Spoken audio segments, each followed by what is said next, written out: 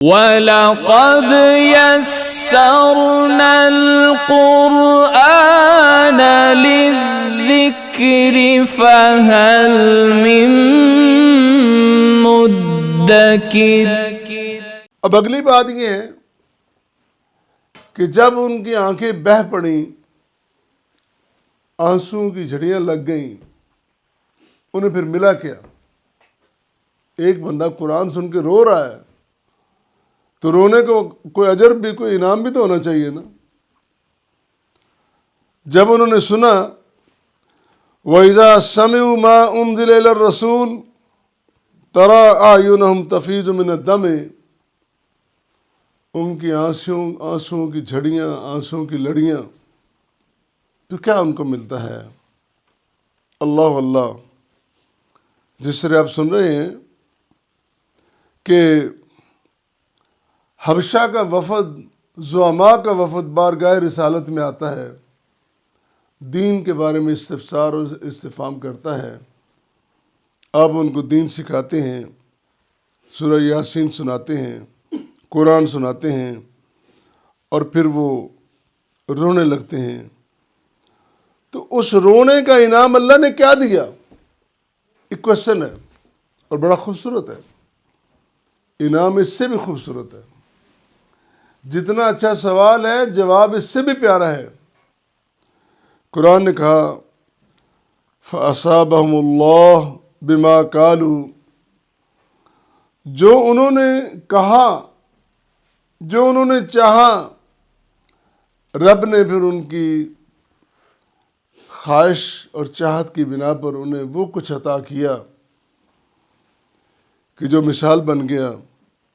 وہ کیا ہے؟ جنات تجری من تحتها الانہار، جنات، باغات، ایسے باغات آپ دیکھتے ہیں نا کہ مختلف خوشحال ملکوں کی طرف جہاں باغات کا شوق ہوتا ہے، باغبانی کا، تو وہ ایسے باغات لگاتے ہیں کہ جہاں پانی کا انتظام اور نہریں اور نالیاں اس میں بہتی ہیں اور بڑا خوبصورت منظر پیش کرتی ہیں۔ کئی ممالک میں، ہمارے ہاں بھی ایسے کئی منظر ہیں، بڑے خوبصورت مناظر پاکستان میں ماشاءاللہ موجود ہیں کہ باغات میں سے چشمے بہہ رہے ہیں۔ اب اللہ تعالیٰ نے جو جنات اپنے بندوں کے لیے رکھی ہیں، ان کے بارے میں کہا کہ من تحتها الانہار، ایسی جنتیں ہیں تجری من تحتها الانہار، ان کے نیچے سے وہ کیا منظر ہوگا، کیا باغات ہوں گے، کیا رونقیں، کیا خوش اسلوبی اور کیا انداز، خوش انداز، اللہ اللہ۔ اور پھر فرمایا خالدین فیہا، ان کو کوئی نکال نہیں سکے گا۔ یہاں کیا ہے؟ بڑے بڑے طاقتور، پاورفل بندے، ان سے زیادہ طاقتور آگے قبضہ کر لیتے ہیں۔ ہمارے یہاں کئی شکایات ملتی ہیں، غریب آدمی کوشش کر کے، محنت کر کے ابراڈ چلا گیا، اس نے وہاں محنت کی، پیسے کمائے، واپس اپنے خاندان کو بھیج رہا ہے، وہ سارے خاندان کو متمول بنا دیتا ہے۔ انہوں نے مکان خریدے، جائیدادیں خریدیں، اور دو نتیجے ہیں۔ ایک تو یہ نتیجہ ہوتا ہے کہ بعض اوقات اپنے ہی قبضہ کر کے بیٹھ جاتے ہیں، کہتے ہیں یار تو ادھر ہی رہ، کما کھا، ادھر تیرا کچھ نہیں ہے۔ دوسرا یہ ہے کہ دوست یا عزیز، اس کی ساری کمائی وہ اپنے نام پہ لگا لیتے ہیں اور اس کے پاس کچھ بھی نہیں، قبضہ کسی کا، دولت کسی، قبضہ کسی کا۔ وہاں نہیں، وہ فرما رہا ہے کہ خالدین فیہا، ہمیشہ رہیں گے وہاں، کوئی ان کو نکالنے والا نہیں ہوگا، کوئی نکال نہیں سکے گا۔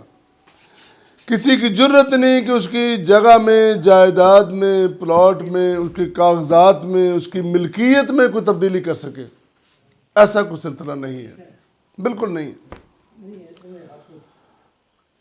وذالک جزاء المحسنین، کتنے خوبصورت الفاظ ہیں. وذالک جزاء المحسنین، یہ بدلہ ہے، یہ جزا ہے محسنوں کی. محسن کون ہوتا ہے؟ محسن ایسا نیکی کرنے والا کہ وہ نیکی صرف زبان سے اور عمل سے نہیں کر رہا ہے، اس کا دل بھی اندر سے مثبت طریقے سے اس کی خواہش کر رہا ہے. نیکی کرنا نیکی کی خواہش کے ساتھ، نیکی کی محبت کے ساتھ. وذالک جزاء المحسنین، اور یہ ہے جزا محسنین کی. اور پھر ساتھ کہا والذین کفروا وکذبوا بآیاتنا اولئک اصحاب الجحیم. یاد رکھو، ماننے والوں کو اللہ نے اتنی جزا دی، جو قرآن سن کر جن پر رقت طاری ہوگی، جو رونے لگے، جو کہہ اٹھے، بلبلا اٹھے، اللہ ہم ایمان لائے، ہمیں اس پکے سچے مومنوں کے ساتھ لکھ دینا، حق کی گواہی کے ساتھ لکھ دینا، اللہ ہم پہ کرم کر دینا. ان کے لیے تو اللہ نے جنتیں رکھی ہیں. اور جو لوگ والذین کفروا وکذبوا، انکار کیا اور جھٹلایا ہماری آیات کو، اولئک اصحاب الجحیم، یہ جہنم والے ہیں. قرآن کریم میں جہنم کے 7 نام معروف ہیں.